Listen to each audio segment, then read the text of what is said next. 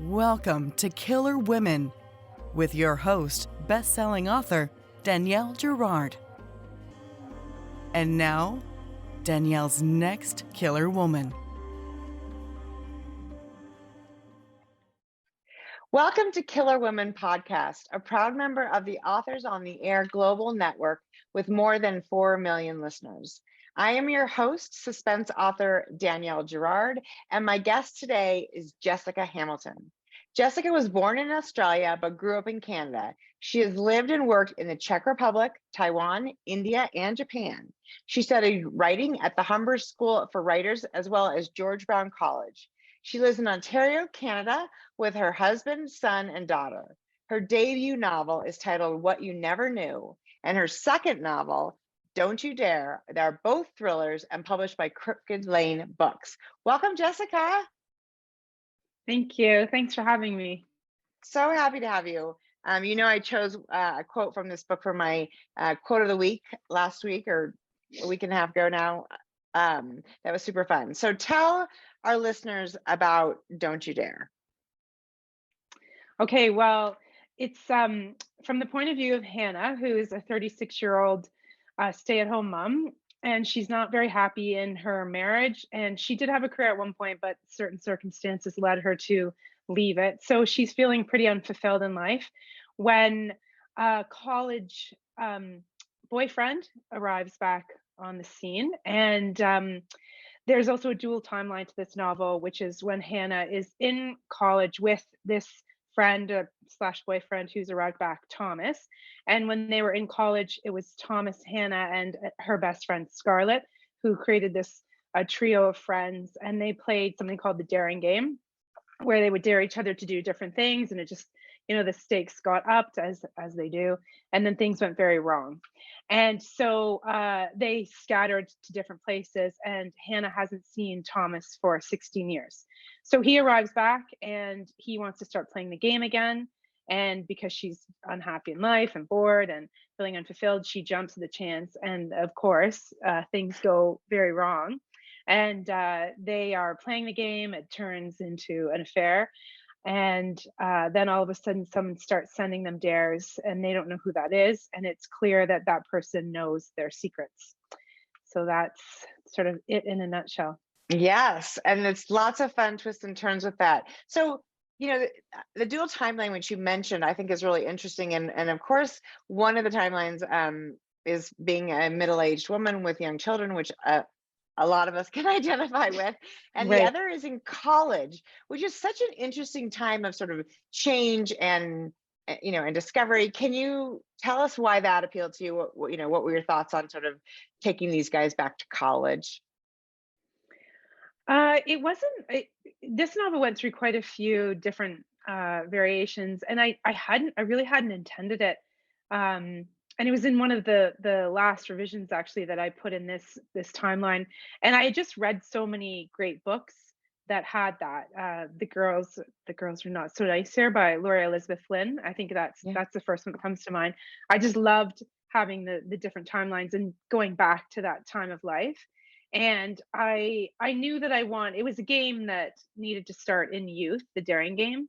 It made more sense to start there and then have them sort of try to recapture the fun and excitement of youth by bringing that back. So it just made sense in the end to because what I was trying to do originally was work that backstory in the present day timeline. And it felt a bit too clunky and a bit boring, I thought. So having it go back and forth was fun to play with, and I was able to get their backstory in with a little bit more detail. And I've actually found the responses to it. So many people say they love dual timelines, which I guess I did too, but I didn't even think of it until I sort of saw it set that way. Yeah, it worked really well for this story for sure, especially as setting up the friendship between those the group. So can you tell us? Do you remember what inspired the story? I know sometimes the seeds of these things are fleeting, but do you remember where it came from? I do. It was actually a really long time ago now. I just had a dream about it was a really, really strange dream about a couple that were having an affair, but it was all through a notebook and through writing they wrote to each other what they, what the affair was, instead of it actually happening in real time. And then I tried, it was it was an interesting concept, and I tried to make that work, but it doesn't. To have people just writing about what they would be doing in an Mhm. affair, it's a little bit boring, really. So it that was the seed, and it grew from there to then, okay, they're playing a game. The notebook is sort of the back and Yeah. forth of Yeah. the game that leads to the affair, so that's the seed of You it. sort of incorporated the seed of the original story into this one. That makes total sense. A big Hmm. part of this book is really about how well we know the people that we love and live with, and are married to in some cases, right? Is that Yeah. something that interests you? Oh, definitely. Especially, I mean, to me, I'm married, but I still find the concept of marriage fascinating, and I'm still not completely sold on it, to be honest.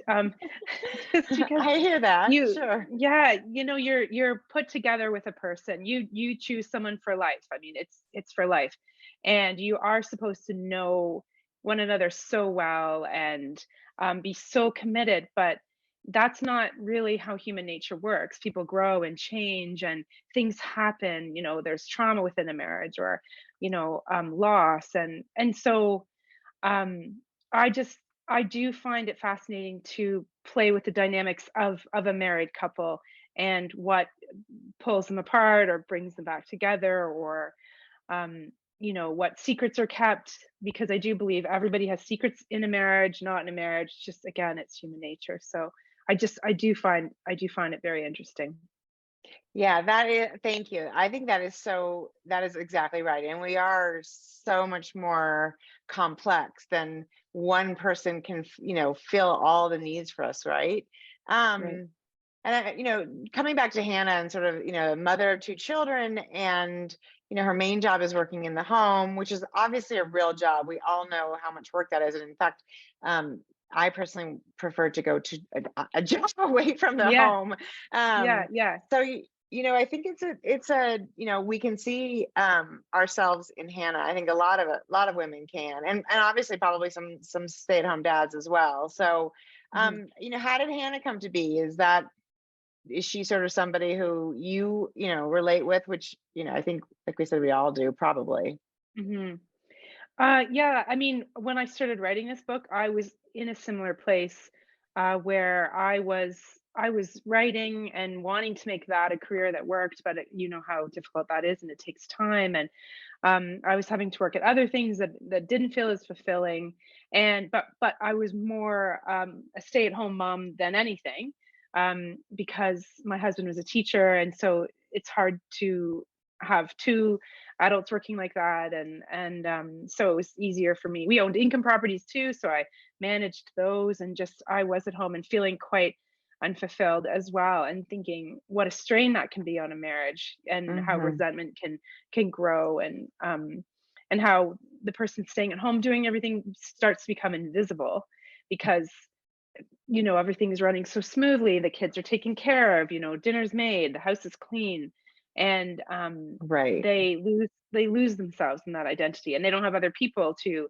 talk to at work, and to validate them or make them feel like a separate individual. So I was feeling that when I started writing the novel, and I've moved out of that. I started writing this in my later 30s, and now I'm 48. So I you do move out of it. I mean, I think it can be a period of time in your life, and if you just sort of keep at it, and I'm still married to the same person, so I guess I Well, got there you through it go. You're somehow. winning. Yeah, You're winning. yeah, yeah. But I think that's right. Like and the other big huge factor of being that the stay-at-home parent is there's no pay, right? So the income is generally that all comes from the other side, and then there's this sense of like, not having any of your own money is a thing for a lot of women. Sounds like you had some properties, which is great. But I think all of those things, and those things all come into Hannah's experience, and I think that is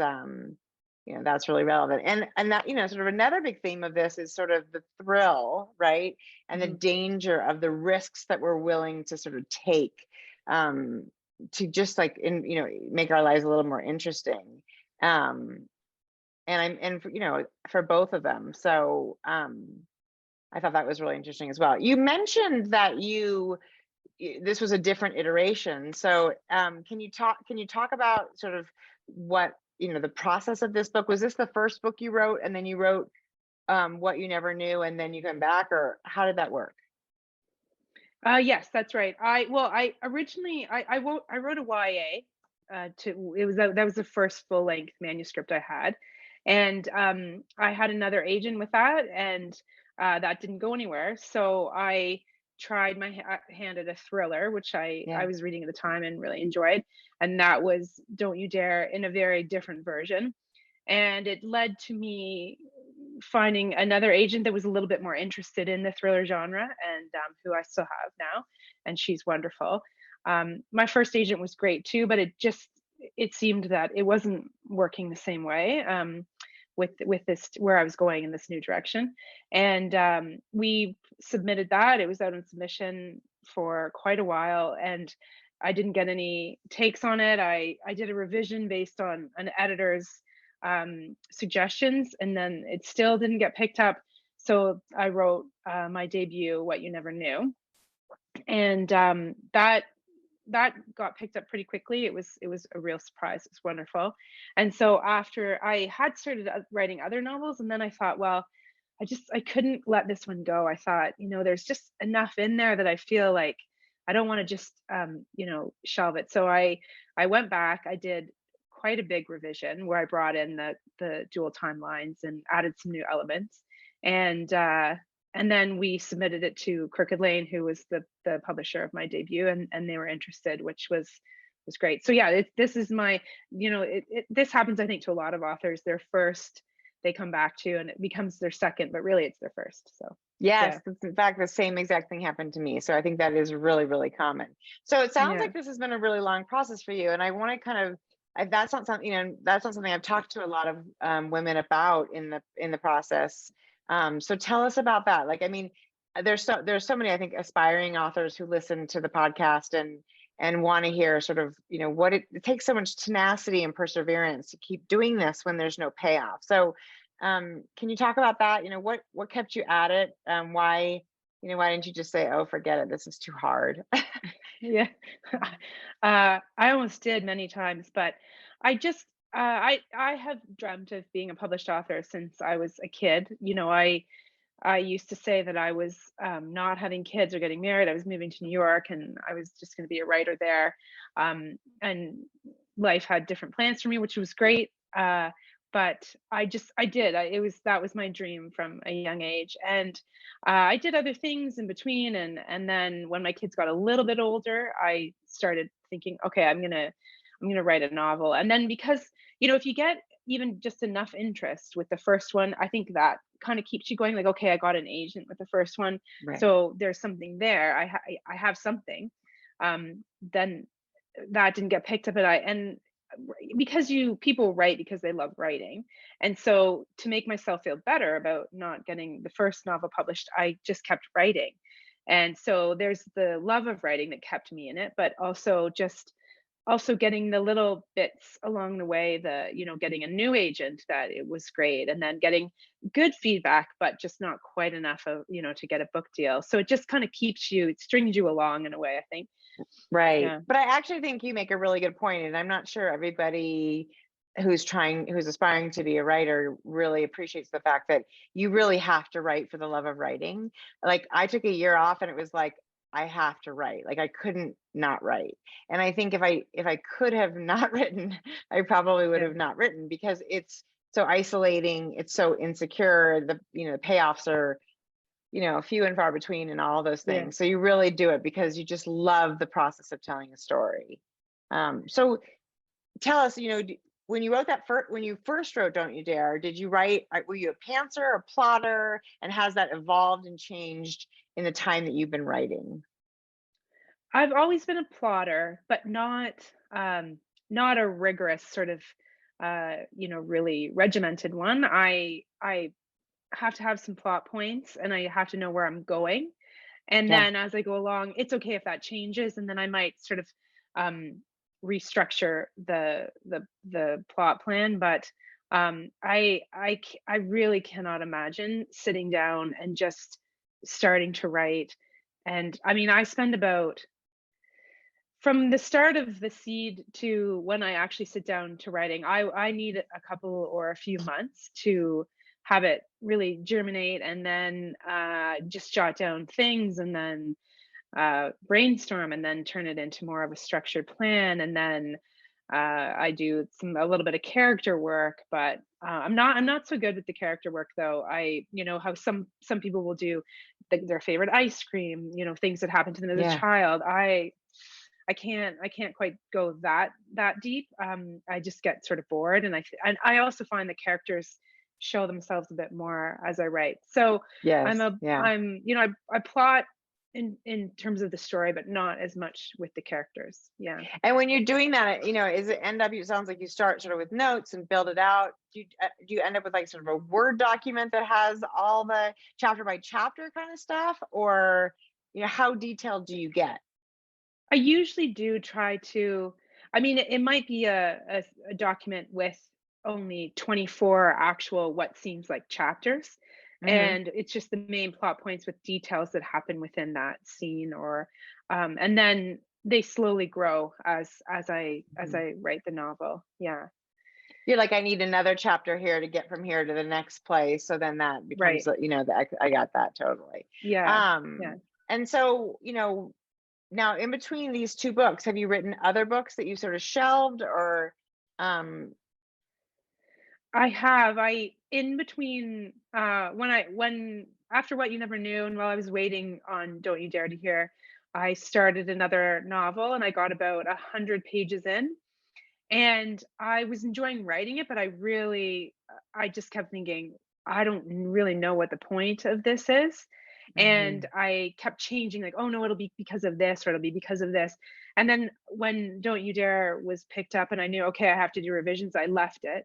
And I had a dream that sparked another idea. And so I'm now um 70 pages into that one, and I think That's that one's gonna exciting. stick. Yeah, because I can Yeah. see, I know where it's going. So, and then I also started another one, but I only got about 20 pages in. So I do that. I will get really excited about. Actually, I have 3. I have 3 novels that I've started and just are sitting on my computer. So But we'll that's see. nice Who to know, knows? like, Yeah. you have, it just depends on which one sort of calls to you, right? Because there is Mhm. part of this, it's like you say, you have to have the magic to sustain a whole book. So if you're Mhm. feeling like even at 100 pages, which is painful, right? Because that's a lot of words Yeah. to put Yeah. aside.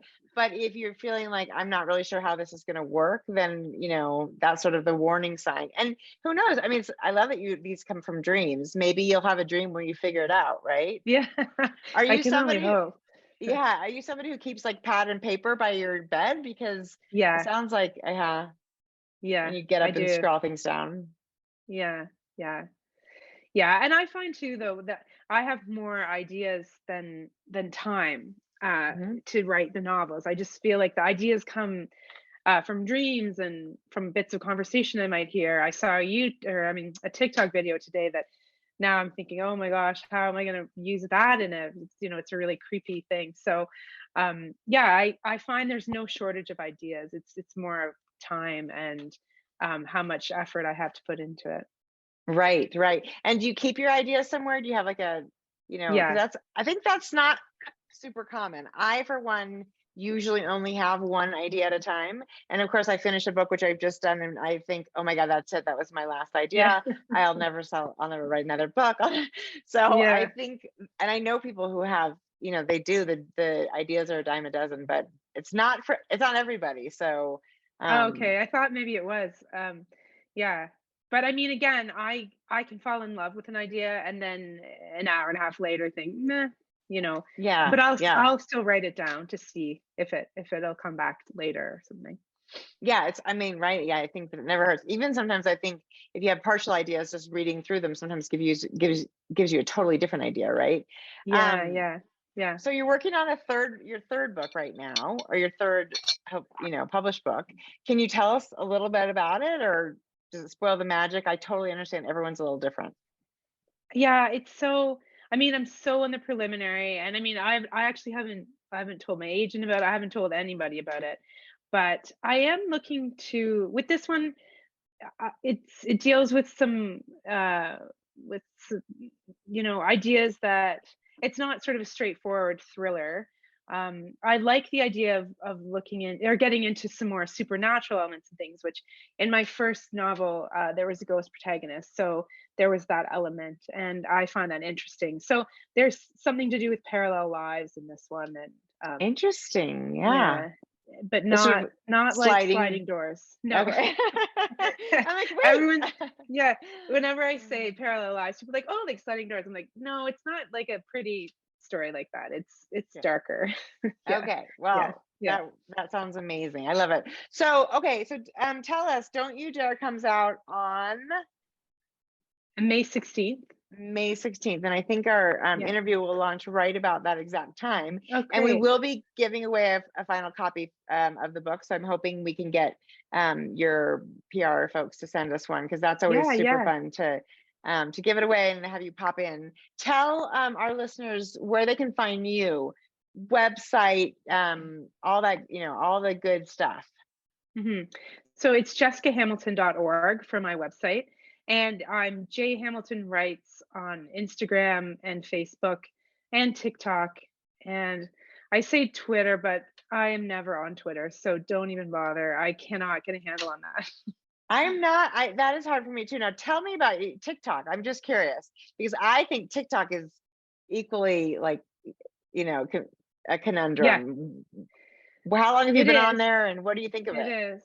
Um, well, my first experience with it was great. I made one, and again, I it was right with my debut. My daughter, who is 14 now, at the time she was 12, and she was all about TikTok, and she was showing me these book videos that people were doing where they say it's like their story, but it's really their book.